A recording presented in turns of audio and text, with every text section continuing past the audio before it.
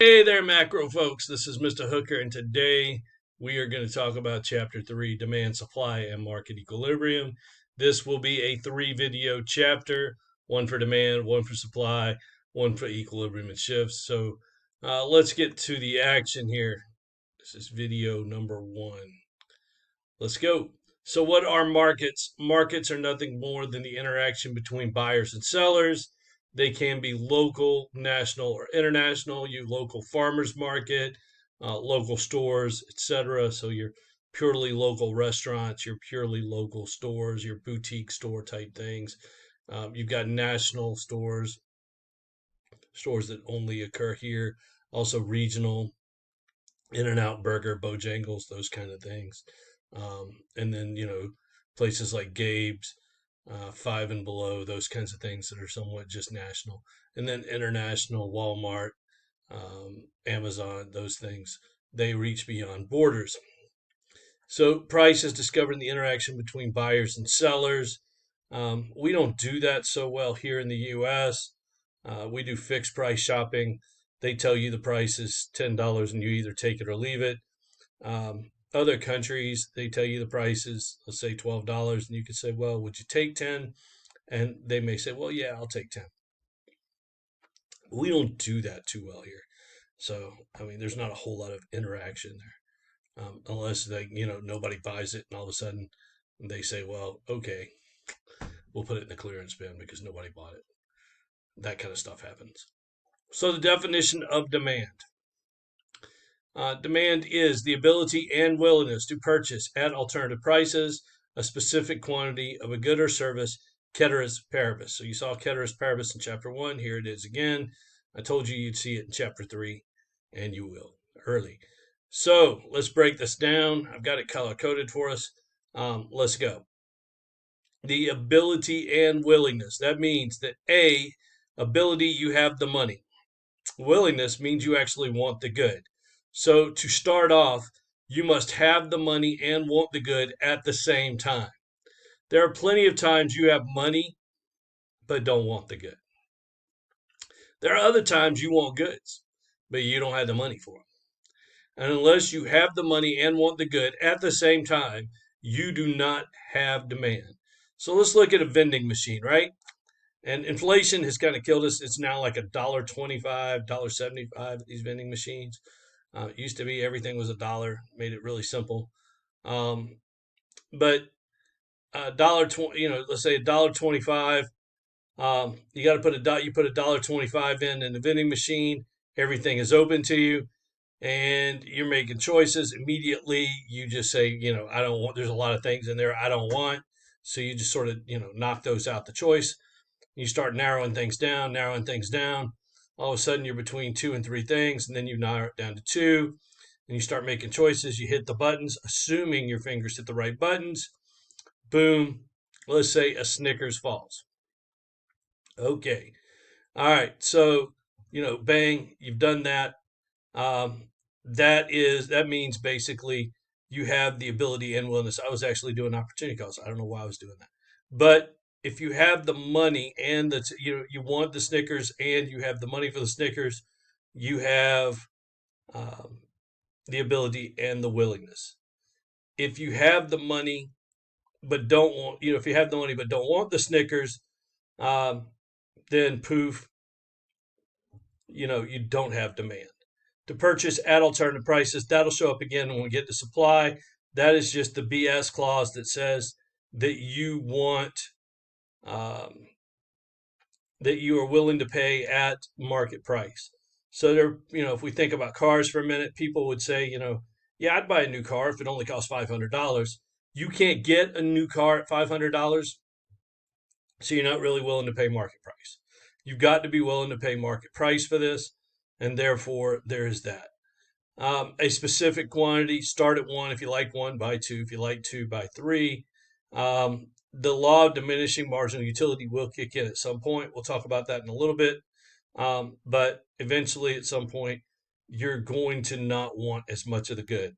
Ceteris paribus just means that all other things being equal. So we're talking about price and quantity. We want to keep all this other stuff out. So that's all we're talking about in that. Demand is a schedular curve that shows the various amounts of goods, goods of a product, or amounts of a product that consumers are willing and able to purchase at each of a series of possible prices during specified periods of time, which is what we just said. All right. So the demand schedule is a table. The curve is a graph. Basically, the table will tell you what's on the graph. You can also grab the table backwards from the graph if you wanted. So the amount that consumers are willing and able to purchase at a given time, at a given price, excuse me. Other things equal, there's an individual demand curve, and you can also get a market demand curve from that. And you would get market demand summing up quantities at given prices. So sum up along the horizontal, not the vertical. So the law of demand states that other things equal, as price falls, quantity demand goes up, and as price rises, the quantity demanded goes down. In other words, there's an inverse relationship between price and quantity demanded. So why does this happen? Price is an obstacle to buyers. There's also the law of diminishing marginal utility. As you consume more of a good at a given setting, each additional unit provides less and less happiness or satisfaction. So think of pizza for a second, or tacos. The first one, if you hadn't had them in a while, is good. The second one is good, but not as good as the first. The third one is decent. The fourth one is eh. The fifth one is ugh. So, you're really in that point where the more you consume, the less satisfaction or happiness you get from each additional unit. We also have an income effect and a substitution effect. The income effect is about your real income. So as prices of goods fall, your real income goes up. Now, real income is not about money, it is about stuff.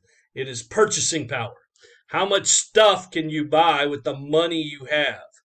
So a real income exercise I have done is give people money for charity and have them go buy stuff, take pictures of it, and see what that looks like over time. Keep doing that semester after semester and take pictures and see how much $50 buys over time. And as prices go up, $50 buys less and less. Right? So as we have seen with inflation recently, the purchasing power or your real income has fallen. So as prices go up, the income effect says that basically your real income has fallen. And that is true. Substitution effect is about relative prices, right? That is the idea that some goods will become relatively cheaper as prices change. So as one good's price goes up or another good's price goes down, one of those two goods is basically now relatively cheaper than the other good, and consumers, being the cheap people they are, will switch out from the relatively expensive good to the relatively cheaper good, and that is the substitution effect. So my take on this quick explanation is people are cheap. It's not necessarily a bad thing. It's just that we want to buy more of a good at a low price than any of a good at a high price. So here's your downward sloping demand curve. All right.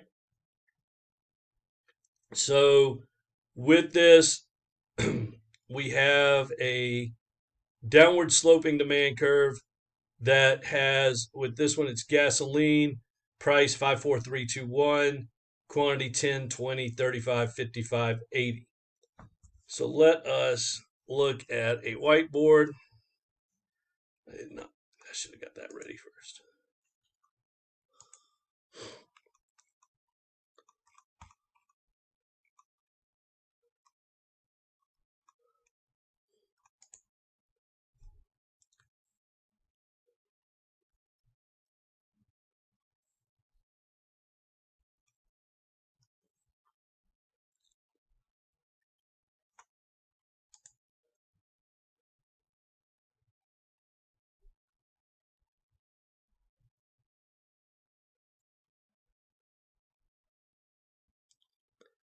All right.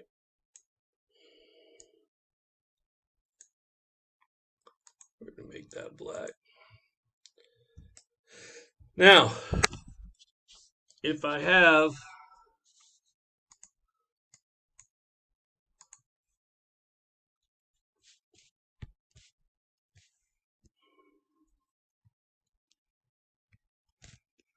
downward sloping demand curve, Q, P, this is demand, 2 point A and B. This is P1, Q1, Q2, P2, excuse me. So we're going to go from P2, Q2. This happens first. This happens second. So moving from A to B, let's understand how this works. First, price falls from P1 to P2. And because price falls from P1 to P2, quantity rises from Q1 to Q2. It is not that quantity rises from Q1 to Q2 and firms go, well, if you're going to buy more, I guess we'll charge you less. No, it is because price falls that quantity rises. That is the first thing to note. Second,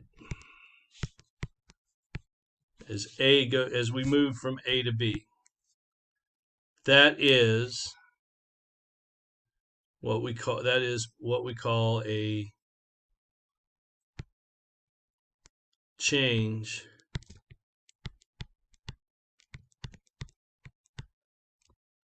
in quantity demanded.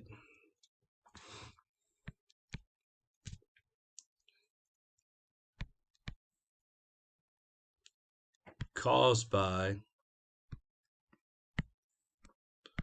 a change in price. Delta is change. Learn that, save you a lot of writing. All right, so called a movement along the curve. So I have one curve, 2 points. It's a movement along the curve. Change in quantity demanded caused by change in price, called that movement along the curve.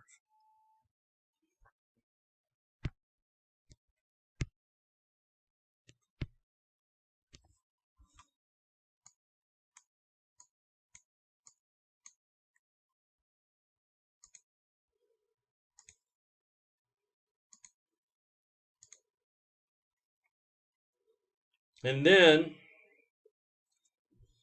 if I did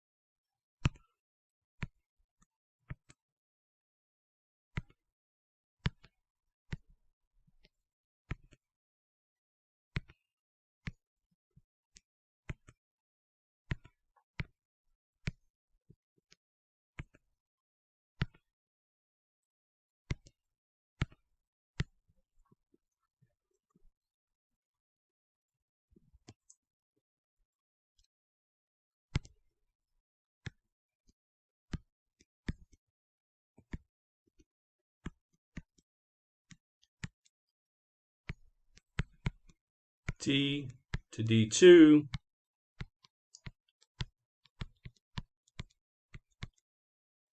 is a shift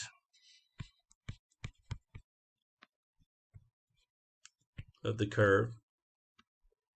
It is a change in demand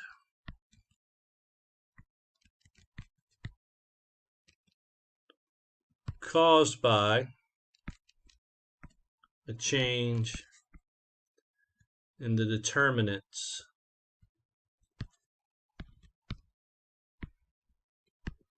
of demand, of which there are 5 we'll talk about later.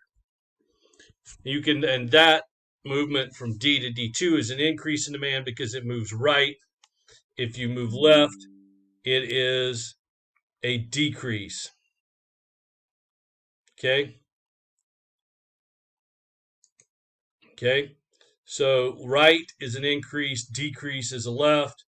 That is the way that works. All right.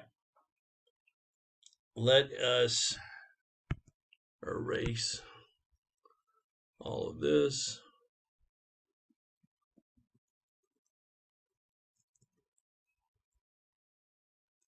And we will move to that current slide. All right, market demand, you've got Joe, Jen, and Jay. And you notice that you sum up their quantities, not their price, but at the price of $5, 10, 12, and 8 gives you 30, 20, 23, and 17 gives you 60, 35, 39, and 26 gives you 100, so on and so forth. So you're summing up the quantities, which is on the horizontal, and that is how you do that. Changes in demand, increase in demand moves to the right, decrease in demand moves to the left. That is what I just showed you on the whiteboard, but you start at D1, move to D2, it's an increase, move to the left, it's a decrease. You can forget all the ups and downs. It's all about right or left. Whether we're talking about demand or supply, it does not matter. Your determinants of demand. I said there are 5, here they are. Is change in consumer taste and preference. So this includes fads. You've got the keto diet now, which is basically Atkins 2.0. This calls for a lot more fat, a lot less carbs. So more eggs. So there's an increase in the demand for eggs for people that are on keto. A lot more an increase in demand for bacon, etc. Change in the number of buyers. You can add demographics to that, and I'll explain that in a second. But basically, 10 buy more than 1, 100 buy more than 10, 1,000 buy more than 100, 10,000 buy more than 1,000, 100,000 buy more than 10,000, and 1,000,000 buy more than 100,000. So the more people you cram into an area, the more stuff they buy. You also need to know who these people are. You have probably seen areas advertised as, come retire here or family friendly. If you're going to say come retire here, you need good health care, good golf courses, great things for old people. If you need if you're saying you're family friendly, you need things for kids and things for young adults. So just note those kinds of demographic pieces. Change in income. We've got 2 types of goods, normal and inferior, to think about in that. If you think of yourself as the average broke college student, then you consume more inferior goods at the moment than the average bear. And so I will look at those first. That is only probably 2% of all goods, but basically those are the goods for which, if your income goes up, your demand for inferior goods actually goes down. And if your income goes down, your demand for inferior goods goes up. The idea of inferior goods, those are the goods that, like, if you are the average broke college student, you are probably telling yourself, for those type goods, once I graduate college and I actually get a real job and I'm actually making big money or real money, I am never doing this again in my life. For me, it was ramen. And I hadn't touched ramen since I graduated college, because my best friend and I, we scraped together the 59 cents to buy the 10 packs of ramen, which is what it cost in the early 90s to buy ramen. I graduated undergrad in 93. So, 91, 92, he and I were roommates. And so in those 2 years, he and I were scraping together the 59 cents together between the 2 of us to buy 10 packs of ramen to survive. So that was a rough time in my life. And so, yeah, it wasn't good. We were barely eating. and it wasn't, yeah, it wasn't fun at all as far as that goes. And I haven't touched it since then. Um, then, so ramen, spam, secondhand goods. Subway subs were found to be inferior goods during the Great Recession. It has nothing to do with the quality of the good, it has to do with how people treat the good. Subway had those $3 6-inch, $5 footlongs, and people just figured they were healthy alternatives to fast food, which really I don't know that they were, but it's just the way that people treated them during the Great Recession. Normal goods are goods for which, as your income goes up, your demand for the good goes up. As your income goes down, your demand for the good goes down.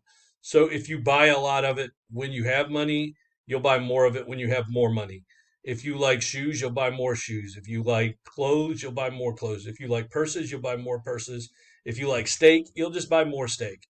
So it is what it is. If you have a shopping problem, you'll just have a bigger shopping problem. That's kind of what that is. Change in price of related goods. You got substitute and complementary goods. Substitute goods are those goods used in place of one another. Complementary goods are those goods used together. So substitute goods would be name brand and generic goods, Xbox and PlayStation, Ford and Chevy, Toyota and Nissan. Um, so um, chicken and steak, pork and steak, those kinds of things are all substitute goods. Complementary goods are those goods used together. If you go to the store to buy one, you probably ought to buy the other, or you're going to make another trip. Some examples of those: DVD players and DVDs, ketchup and mustard, ketchup and French fries, hot dogs and hot dog buns, hamburgers and hamburger buns. Yes, I just got back from a cookout. Um, so peanut butter and jelly, those kinds of things. Xbox and Xbox games, PS5 and PS5 games. Those are all examples of complementary games. Change in consumer expectations. One of these makes sense, one makes no sense. Future price and future income. So future price makes plenty of sense. People change their expectations based on what they believe the future price to be. So if you expect the future price to be higher than the current price, you may increase your demand now to buy at what you believe to be the lower current price. If you believe the future price to be lower than the current price, you may decrease your demand now so that you can buy at the what you consider to be the lower future price. Now, will you be correct? Maybe, maybe not. It doesn't matter, but that is your rational expectation and you are acting on it. Okay. Future income makes no sense to me. You heard from a friend who heard from a reliable source that you're getting a raise, so you start spending that money today. That makes no sense. Now, the rational side of that, some people may believe that they're getting laid off. Times are getting tough, and you see that there may be a recession, so you start saving money today for what you believe may be a future layoff. That, and here are those in table form. That is the end of demand. So we are going to stop right there, and we will pick this back up in video 2.